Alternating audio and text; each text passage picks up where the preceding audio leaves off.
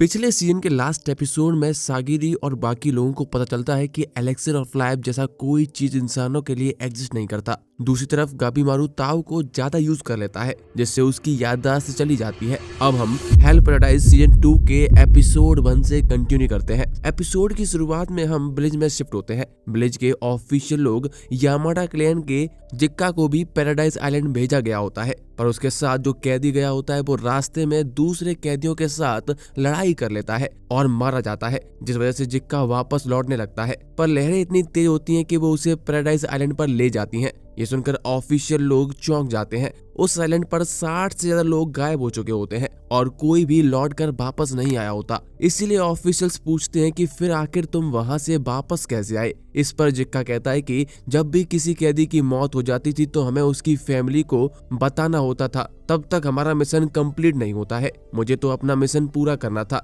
इसीलिए मैं कैसे भी करके वापस आ गया। पर अगर मैं तुम्हारी जगह होता तो मैं उस आइलैंड पर दोबारा कभी नहीं जाता। वो आइलैंड बहुत ही खतरनाक है, कोई पागल ही होगा जो दोबारा उस आइलैंड पर जाएगा। ये सुनकर ऑफिशियल लोग भड़क जाते हैं। तभी जिक्का के साथ वाला यामाडा क्लैन का आदमी उनसे माफी मांगता है, पर वो उस आदमी की नहीं सुनता। लेकिन एक दूसरा ऑफिसर उसे बताता है कि क्या तुम्हें नहीं पता जो माफी मांग रहा है वो कौन है। ये सुनकर दूसरा ऑफिशियल शांत हो जाता है। इसके बाद वो उन्हें राजा का नया ऑर्डर सुनाता है। इस ऑर्डर के अकॉर्डिंग उन्हें वापस पैराडाइज आइलैंड पर जाना होगा और सभी को मॉनिटर करना होगा। हमें पता चलता है कि यामाडा क्लैन का आदमी जो अभी माफी मांग रहा था, इसका नाम शुकेन है। अगला सीन चेंज होता है। शुकेन और जिक्का आपस में बात करते हैं। शुकेन जिक्का से काफी नाराज होता है क्योंकि जिक्का का एटीट्यूड बहुत ही मक्कारी वाला है। वो जिक्का को ठीक से बिहेव करने के लिए बोलता है। यामाडा क्लैन के हेड आइजन की एब्सेंस में शुकेन को हेड बना दिया गया होता है। जिक्का शुकेन से पूछता है कि क्या अभी भी गांव के पास अच्छे कैदी हैं जिन्हें वो पैराडाइज आइलैंड पर भेज सकते हैं। इस पर शुकेन कहता है कि इस बार कैदी नहीं बल्कि इवागाकुरे के 4 निंजा जाएंगे। इवागाकुरे के निंजा ने ट्रायल के दौरान सभी कैदियों को मार दिया था। ऊपर से इवागाकुरे का हेड गाबीमारू पर नजर रखना चाहता है, इसीलिए वो अपने निंजा वहां भेज रहा है और निंजाओं के साथ जाने की जिम्मेदारी मैं तुम्हें देता हूँ। ये सुनकर जिक्का शुरुआत में मना करता है, पर शुकेन रोते हुए कहता है कि आइजन ने जाने से पहले कहा था कि वो 2 दिन के अंदर इन्फॉर्म करेंगे। उनका अभी कुछ मैसेज नहीं आया है, कहीं उनके साथ कुछ गलत तो नहीं हो गया। इसके अलावा सागिरी और बाकी लोगों की भी अभी तक कोई खबर नहीं आई है, इसीलिए अब हमें खुद चलकर देखना होगा। तभी एक बोट वाला आकर उनसे कहता है कि आप अपने साथ जो लाए थे उसका क्या करना है। असल में जब जिक्का वापस आया होता है तो वो अपने साथ एक मॉन्स्टर को लाया था। वो गांव के लोगों को दिखाना चाहता था कि वो आइलैंड कितना खतरनाक है, पर मॉन्स्टर अब मर चुका था। शुकेन भी उसे छू कर इसको कंफर्म करता है। फिर जिक्का बोट वाले से बात करता है जिससे वो इस मॉन्स्टर को ठिकाने लगा सके। आगे शुकेन अपर रैंक के यामाडा क्लैन के 2 और समुराई को बुलाता है और 4 लोग इवागाकुरे के 4 निंजाओं के साथ जाने का फैसला करते हैं। अब सीन चेंज होता है। हम सीधा पैराडाइज आइलैंड पर पहुंच जाते हैं जहां पर हमें सभी गॉड दिखाए जाते हैं। रियान कहता है कि ताओ लाइफ का ही एक फॉर्म है, अगर हम ज्यादा ताव यूज करेंगे तो हमारी लाइफ भी उतनी ही जल्दी खत्म होगी। रियान का नौकर उससे पूछता है कि बॉडी और सोल तो दोनों अलग होती हैं। रियान कहता है कि दोनों ही ताओ की फॉर्म है। इसके बाद वहां पर ताओफा आ जाती है। ताओफा रियान को ये सब बात करने के लिए मना करती है। हम देखते हैं कि उन्होंने अपने महल में चारों तरफ बढ़िया माहौल बनाया होता है। ताओफा रियान से पूछती है कि ये तुम्हें कैसे लगा। इस पर रियान कहता है कि ये बढ़िया है। वाटर के अंदर ब्रीदिंग प्रैक्टिस करने से हमें अपने टोइन और टाइसोकु को अच्छे से ट्रेन कर सकते हैं। म्यूजिक हमें मेडिटेशन में हेल्प करता है जिससे हम सुटेन और सुइत्सु दोनों ट्रेन कर सकते हैं। साथ ही में जो रूम तुमने बनाया है वहां हम बोचू जुत्सु की प्रैक्टिस कर सकते हैं। इस पर गुइफा कहता है कि बोचू जुत्सु एकदम बेकार है, हमें यिंग और यांग के बीच में रहना चाहिए। पर रियान कहता है कि ताओ हर एक के अंदर अलग अलग होती है, इसीलिए बोचू जुत्सु करने से दोनों लोगों की ताओ मिलकर और स्ट्रांग हो जाती है। जूफा बोचू जुत्सु करके अपनी स्ट्रेंथ बढ़ा रहा होता है। जैसे ही जूफा कमरे से बाहर आता है ताओफा उसे तान का गिलास देती है,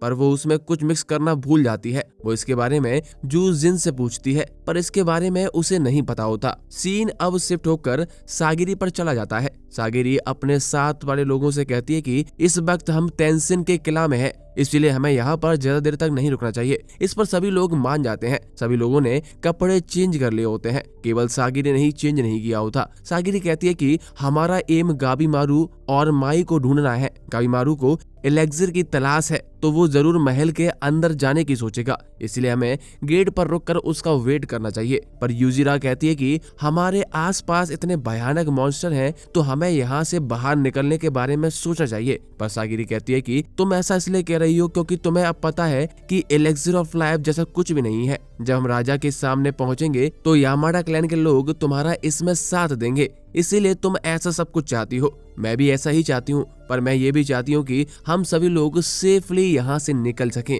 इसीलिए हमें गाबीमारू का वेट करना होगा। यूजिरा कहता है कि मैंने किला की दीवार जली हुई देखी थी, ऐसा केवल गाबीमारू ही कर सकता है। इसका मतलब गाबीमारू यहाँ पर पहुंच चुका है। दूसरी तरफ हम देखते हैं कि गाबीमारू अपने साथियों के साथ किला की तरफ बढ़ रहा होता है। गाबीमारू की याददाश्त जा चुकी होती है, इसीलिए उसे कुछ समझ नहीं आ रहा होता है कि आखिर वो ये मिशन पर क्यों आया है और उसमें उसका क्या फायदा है। तभी यामाडा क्लैन का समुराई फूची गाबीमारू से उसका हाल पूछता है, जिस पर गाबीमारू कहता है कि सब ठीक है। चलते चलते उनके सामने दोनों भाई चौबे और टोमा आ जाता है। चौबे गाबीमारू को देखते ही कहता है कि ये तो हमारी ही टीम में है और गाबीमारू पर हमला कर देता है। हम देखते हैं कि गाबीमारू तुरंत चौबे के ऊपर चढ़कर उसकी गर्दन तोड़ देता है। माई गाबीमारू को बताती है कि चौबे की ताव बहुत स्ट्रांग है, जिससे हमें पता चलता है कि चौबे नहीं मरा है। चौबे तुरंत खड़ा होकर गाबीमारू को पटक देता है। गाबीमारू को समझ नहीं आता कि चौबे आखिर जिंदा कैसे है। ये लोग जिन इमॉर्टल मॉन्स्टर की बात कर रहे होते हैं, कहीं वो ये तो नहीं। इस तरह गाबीमारू डिसाइड करता है कि वो चौबे से सारी इंफॉर्मेशन निकलवाएगा। अब गाबीमारू चौबे पर हमला करता है, पर चौबे इस बार भी गाबीमारू को जमीन पर पटक देता है। इससे गाबीमारू बहुत गुस्से में आ जाता है और वो चौबे के हर एक क्रिटिकल पॉइंट पर अटैक करता है। लेकिन चौबे ताऊ की हेल्प से खुद को बार बार हील कर रहा होता है। उन्हें आपस में लड़ते हुए देखकर सभी को लगता है कि दो मॉन्स्टर आपस में लड़ रहे हैं। गाबीमारू कहता है कि अगर तुम खुद को बार बार हील कर रहे हो तो मुझे तुम्हें तब तक मारना है जब तक तुम हील करना बंद नहीं कर देते। यही इवागाकुरे के लड़ने का तरीका है। इसके बाद चौबे अपना पैर तेजी से पटकता है और आसपास की सारी जमीन टूट जाती है। इसके बाद गाबीमारू चौबे के मुंह पर हमला करता है, पर चौबे इस बार ताऊ की हेल्प से समझ जाता है कि गाबीमारू कहाँ हमला करने वाला है और वो हमले को रोक देता है। पर उसके बाद भी चौबे की 2 उंगलियां कट जाती हैं। गाबीमारू को लड़ते हुए देखकर तामिया माई से पूछता है कि क्या बेहोश होने की वजह से गाबीमारू कमजोर हो गया है। पर माई कहती है गाबीमारू की ताव में कुछ तो गड़बड़ है। ताव स्ट्रांग है और वीक दोनों से मिलकर बनती है, पर गाबीमारू की ताव केवल वीक है और वो कुछ इंपॉर्टेंट खो चुका है, जिस वजह से वो चौबे का सामना नहीं कर पा रहा। अब चौबे टोमा को बाकी लोगों को खत्म करने के लिए कहता है, जिससे फूची को पता चलता है कि टोमा और चौबे भाई भाई हैं। टोमा सबसे पहले तामिया पर हमला करता है। उसे लगता है कि तामिया का एक हाथ कटे होने की वजह से वो सबसे कमजोर है, पर तामिया उसके हमले को बड़ी आसानी से रोक लेता है। तामिया उससे कहता है कि तुमने सबसे पहले मुझ पर हमला किया, इसीलिए किया ना क्योंकि तुम्हें लगा था कि मैं कमजोर हूँ। मुझे ऐसे लोगों से सख्त नफरत है जो मुझे कमजोर समझते हैं। इसके बाद वो टोमा की तलवार छीनकर उसे अपने सिर से मारता है, जिससे टोमा जमीन पर गिर जाता है। अब तामिया फिर से टोमा को उसकी तलवार देता है और फिर से हमला करने को कहता है। टोमा बार बार तामिया पर हमला करता है, पर तामिया बड़ी आसानी से टोमा को मार रहा होता है। तामिया कहता है कि तुम्हारी फाइटिंग स्किल को देखकर लग रहा है कि तुम लड़ाई के लिए अपने भाई पर डिपेंड करते हो। इस बार टोमा कहता है कि मैं हमेशा अपने भाई के साथ रहूंगा। हमें लार्ज ग्रुप में लड़ना पसंद नहीं है। अगर हम ग्रुप बना भी लेंगे तब भी हमें केवल एक दूसरे के ऊपर ही भरोसा होगा, इसीलिए हमें किसी और की जरूरत नहीं है। ऐसा बोलकर टोमा फिर से लड़ने को रेडी हो जाता है, पर तामिया देखता है कि इस बार टोमा की आंखों में अलग ही चमक होती है। इसके बाद टोमा डोसी को फूची और माई पर हमला करने के लिए कहता है। ये सुनकर डोसी तुरंत लड़ने के लिए रेडी हो जाता है। चौबे के लिए अभी भी गाबीमारू को हराना मुश्किल होता है। वो गाबीमारू की ताव देखकर उसके मूव्स को पढ़ने लग जाता है। चौबे सोचता है कि डोसी ने कहा था कि मेरी ताव बहुत स्ट्रांग है, अगर मैं ठीक से ट्रेन नहीं किया तो ये मेरे ऊपर हावी हो जाएगी, पर अभी मैं पूरे कंट्रोल में हूँ। ऐसा सोचकर चौबे फिर से गाबीमारू पर हमला कर देता है। गाबीमारू सोचता है कि मैं ऐसे जीत नहीं सकता हूँ, चौबे मुझसे काफी स्ट्रांग है। इस तरह गाबीमारू को इवागाकुरे का रूल याद आता है कि अगर तुम किसी फाइट को जीत नहीं सकते तो अपने एनिमी को इतना ज्यादा घायल कर दो कि वो लड़ ना सके। ऐसा सोचकर गाबीमारू अपना निंजुत्सु एक्टिवेट कर देता है